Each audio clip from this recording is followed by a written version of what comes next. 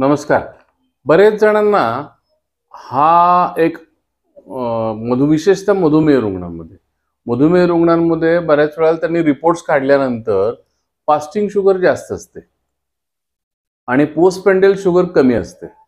आता ही fasting sugar मधुमेहामध्ये का जास्त येते ह्या संदर्भात मी तुम्हाला आज सगळी माहिती देणार आहे. मी आहे डॉक्टर राजोपाध्ये. आपण पाहतात शाकल्य कट्टा. आता फास्टिंग शुगर म्हणजे साधारणपणे तुम्ही रात्री जेवल्यानंतर सकाळची उठल्या उठल्या किंवा 7, 8 व 9 वाजता वगैरे घेतात ती शुगर ही साधारणपणे फास्टिंग म्हणून गणली जाते. ऍक्च्युली 12 तास पोट रिकामं पाहिजे. 12 तास पोट रिकामं असल्यानंतर जर शुगर तुम्ही घेतली आणि ती जर जास्त असेल तर काहीतरी प्रॉब्लेम आहे.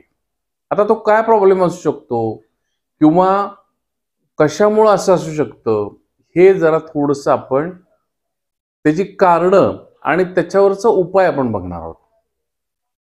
आता त्याच्यावरचा उपाय असा आहे पहिला की तुम्हाला जर का तुम्ही औषध व्यवस्थित घेताय, डॉक्टरला रेग्युलर दाखवताय, तरी सुद्धा असा रिपोर्ट येतोय, डॉक्टर पण बघतायत आणि त्या पद्धतीने ते औषधाची मॅनेजमेंट पण करतायत. असं जर का असेल आणि तरी सुद्धा असा रिपोर्ट तुम्हाला येतोय की फास्टिंग शुगर ही तुमची जास्त आहे, तर ह्या याच्यामध्ये तुम्हाला जेवणातला बदल केला पाहिजे. आता जेवणातला काय बदल केला पाहिजे? जर तुम्ही उशिरा जेवत असाल म्हणजे 10 वाजता, 9, 9:30 वाजता, 11 वाजता, तर त्याच्यामुळं तुमची फास्टिंग शुगर ही जास्त हमखास राहणार आहे. त्यामुळे ती जेवणाच्या वेळेमध्ये बदल करा. साधारणपणे 7, 7:30, 8 वाजेपर्यंत तुमचं जेवण संपलं पाहिजे आणि ते जेवण संपल्यानंतर तुम्ही परत काही खाल्लं नाही पाहिजे. हा एक बदल तुम्ही करून बघा. ह्याच्यामध्ये तुम्हाला फास्टिंग शुगर जी आहे ती जास्त येते ती तुमची कमी होणार आहे. आता त्याच्यामध्ये दुसरी गोष्ट तुम्हाला सांगतो की जेवण तुम्ही झाल्यानंतर जेवणानंतर लगेच झोपू नका किंवा विश्रांती घेऊ नका. जेवण झाल्यानंतर 100-200 पावलं तुम्ही चाललं पाहिजे आणि ही चाल केल्यानंतर तुमच्या अन्नाचं पचन पण व्यवस्थित होतं आणि मग त्याच्यापासून तुम्हाला त्रास होत नाही. कारण काय होतं, तुम्ही जर झोपला तर ते अन्न पोटामध्ये तसंच राहतं व ते उशिरा त्याचं पचन होत असतं. जर समजा त्याचं अन्न उशिरा पचन होत असेल तरी सुद्धा फास्टिंग शुगर ही तुमची जास्त मिळणार आहे. म्हणून जेवल्यानंतर 2 तास झोपायचं नाहीये, 2 तासानंतर तुम्ही झोपायचं. म्हणजे साधारणपणे आणि जेवल्यानंतर शतपावली सुद्धा तुम्ही करायला केली पाहिजे. म्हणजे प्रत्येकानं रात्रीचं जेवण झाल्यानंतर थोडंफार 100 पावलं, जास्त नाही, व्यायाम करायचा नाही, संध्याकाळी नुसतं हलकं फिरायचंय की जेणेकरून त्या अन्नाची घुसळण होऊन अन्न पचनाच्या मार्गाला लागेल, आतड्याची हालचाल व्यवस्थित होईल. हा त्याच्या मागचं उद्दिष्ट आहे. मेटाबॉलिझम तुमचा जो आहे आतला हा व्यवस्थित व्हायला लागेल. आता हे करून जरी तुम्हाला शुगर फास्टिंगची येते, याचा अर्थ असा आहे की तुम्ही ते तुमच्या डॉक्टरला दाखवायचंय आणि औषधातला बदल तुम्हाला केला पाहिजे. आता हा का असं दिसतं याचं कारण असं आहे की तुम्हाला त्याचं कारण औषधातल्या बदलाच्या आधी असं बघायला लागतं की तुम्ही रात्रीची जेवल्यानंतर 2 तासाची शुगर बघा, त्याच्यानंतर मध्यरात्री म्हणजे साधारणपणे 2 ते 3 वाजताची शुगर बघा आणि पहाटेची नंतर उठल्यानंतरची शुगर म्हणजे फास्टिंग शुगर बघा. आता ह्यामध्ये तुम्हाला असा फरक दिसेल की मध्यरात्रीची शुगर तुमची कमी झालेली आहे. मध्यरात्रीची शुगर तुमची कमी झालेली आहे आणि थोडंसं पुढं गेलं तुम्ही 6, 7 वाजता वगैरे तर शुगर थोडी वाढलेली आहे. याचा अर्थ असा आहे की तुम्हाला संध्याकाळचं जे औषध चालू आहे त्या औषधापासून मध्यरात्री हायपोग्लायसिमिया होतोय. म्हणजे तुमची मध्यरात्री शुगर एकदम कमी होते आणि ती कमी झाल्यानंतर शरीरामध्ये एक मेकॅनिझम असा असतो जे लिव्हर काम करत असते. ते काय काम करत असते की शरीरामध्ये साठलेली जी शुगर आहे ती शुगरचं रूपांतर हे रक्तातल्या शुगरमध्ये करत असते. साठलेल्या शुगरचं म्हणजे साठलेली जी यकृताचं कामच आहे ते की जर समजा हायपोग्लायसिमिया म्हणजे शुगर कमी पडायला लागली मध्यरात्रीच्या वेळेला, तर ऑटोमॅटिक लिव्हर काम करायला लागते आणि ती शुगर वाढायला लागते.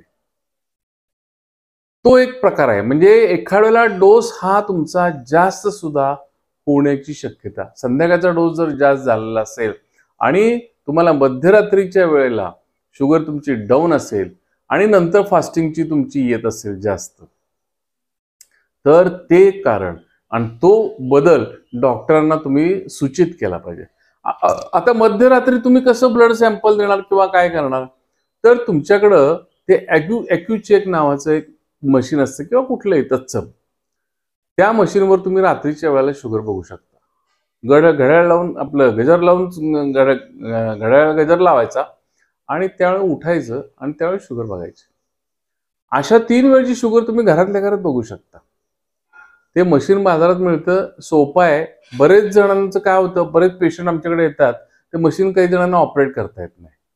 तर जी वृद्ध असतील किंवा ज्यांना पटकन कळत नाही एखादी गोष्ट, त्यांनी काय करायचं, घरच्यांचं थोडं सहाय्य घ्यायचं. आता मी बऱ्याच जणांना ते मशीन कसं ऑपरेट करायचं, काय करायचं, हे सगळं प्रात्यक्षिक करून दाखवतो. तशा पद्धतीचं तुम्ही जो जाणकार आहे त्याच्याकडनं प्रात्यक्षिक करून घ्या, बघा कसं होतंय. स्वतः प्रत्यक्ष त्याच्यासमोर करा आणि मग तुम्हाला ते जड जाणार नाही. त्यामुळे रात्रीची शुगर तुम्ही बघू शकता आणि ही गोष्ट तुम्ही तुमच्या डॉक्टरच्या नजरेमध्ये आणू शकता. म्हणजे फास्टिंग जर तुमची जास्त असेल तर. आता तिसरं कारण काय महत्वाचं फास्टिंग शुगर जास्त यायला, तर तुम्ही व्यायामच करत नसाल. बरेच जणांची सेडेंटरी लाईफस्टाईल असते, बरेच जण बसून नुसतं व्यवसाय करतात आणि व्यायामाचा पूर्णपणे अभाव असतो. आता व्यायाम काय केला पाहिजे, किमान 45 मिनिटं चालणं एवढा तरी व्यायाम सगळ्यांना जमू शकतो. म्हणजे बरेच जण काय म्हणतात की आम्हाला जिमला जायला जमत नाही, कोण म्हणतं घरात एवढी जागा नाही. तुम्ही चाला, पहाटे किंवा संध्याकाळच्या वेळेला 45 मिनिटं रिकाम्या पोटी चाला. एवढं जरी तुम्ही केलं तरी पुष्कळ व्यायाम तुम्हाला होऊ शकतो. त्यामुळे 45 मिनिटं चालणं हे आवश्यक आहे. व्यायाम जर तुम्ही केला तर ऑटोमॅटिक तुमची पहाटेची शुगर जी आहे किंवा सकाळची शुगर जी आहे ती व्यवस्थित येणार आहे. त्यानंतर हे झालं तिसरं कारण. आणि त्याच्यानंतरचं एक कारण आहे की रात्री जेवण झाल्यानंतर काहीतरी खायची सवय असते बऱ्याच जणांना, की काही नाही आईस्क्रीम खाऊया, चला काही नाही फ्रूट डिश खाऊया, गोड खायची सवय असते. काही जणांना चिक्की खायची सवय असते, काही जणांना राजगिऱ्याची वडी खायची सवय असते, काही जणांना गुळ खायची सवय असते, काही जणांना शेंगदाणे खायची सवय असते. म्हणजे रात्रीचं जेवण झाल्यानंतर तुम्ही एक थोड्या वेळानं काहीतरी खाता, ते चुकीचं आहे. असं जर तुम्ही करत असाल तरी सुद्धा तुमची शुगर ही जास्त येणार नाही.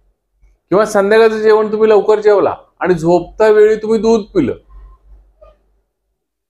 तर दुधानं शुगर 100% वाढणार आहे. दूध हे मधुमेही लोकांना चांगलं नाही. ताक प्याव, पण रात्रीच्या वेळेत ताक हे निषिद्ध आहे. रात्री कधी ताक पिऊ नये. त्यामुळं रात्री जे दूध पिणारे लोक आहेत, काही जणांना फ्रीजमध्ये दूध ठेवून पिण्याची सवय असते, ते सुद्धा तुम्ही टाळलं पाहिजे. त्यामुळं रात्री जेवणानंतर तुम्ही ह्या गोष्टी टाळल्या पाहिजे. मी किंवा काही ना काहीतरी स्नॅक्स असतात किंवा बेड स्नॅक्स याला म्हणतो, बेड टाइम स्नॅक्स, तर ते सुद्धा घेण्याची काही जणांना सवय असते. आता हे कसं आहे, हे परदेशामध्ये फॅशन आहे आणि ती लोक आपल्याकडे जी फॉलो करतात, हे चुकीचं आहे. तुम्ही एकदा रात्री जेवण केलं की परत काही खायचं नाही हे लक्षात ठेवा. म्हणजे मग तुमची फास्टिंग शुगर जी आहे ही फास्टिंग शुगर व्यवस्थित राहणार. बऱ्याच जणांचे असे रिपोर्ट येतात, डॉक्टर त्याच्यावर उपाय सांगत असतील नसतील, पण हा जर व्हिडिओ तुम्ही बघितला तर तुम्हाला तुमचे उपाय समजलेले आहेत असं मी समजतो. व मधुमेह रुग्णांना ह्याचा जास्तीत जास्त तुम्ही ही माहिती शेअर करा, त्यांना त्याचा उपयोग आहे. आणि व्हिडिओला लाईक करा. जर का शाकल्य कट्टा हा चॅनल जर तुम्ही आतापर्यंत सबस्क्राईब केला नसेल तर कृपया शाकल्य कट्टा हा चॅनल तुम्ही सबस्क्राईब करा. धन्यवाद.